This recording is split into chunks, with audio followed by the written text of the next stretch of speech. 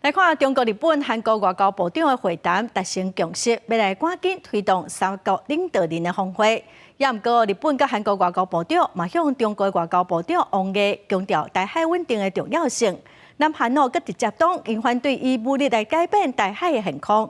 为了要防止中国来拍台湾，美国陆军嘛表示讲，明年会伫亚太地区部署新的飞弹。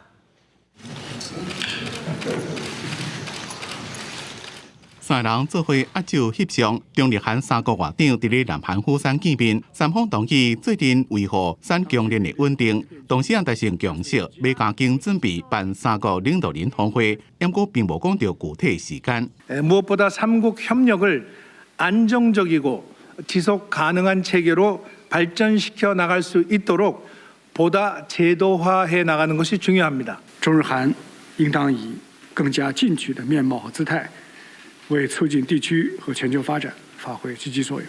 朴正甲日本的外相山川洋子也分别甲王毅举行双边会谈，日韩的外长拢当面向王毅重申台海稳定的重要性。 朴正也讲反对用武力改变台海现主的状况。外交部对于日本及韩国借由与中国会晤的场合，公开表达支持台海和平稳定的立场，表示诚挚欢迎与感谢。为了要阻止中国入侵台湾，美国太平洋陆军按算2024年伫咧亚太地区部署包括6支政府标准6型载台飞弹，不过无讲具体时间甲地点。 学者分析，因为目标是要协助中国，最有可能的部署地美军踮日本沖縄县嘉手纳基地。China is putting that pressure on the region in very demanding ways and very coercive ways, and that is difficult for these small countries.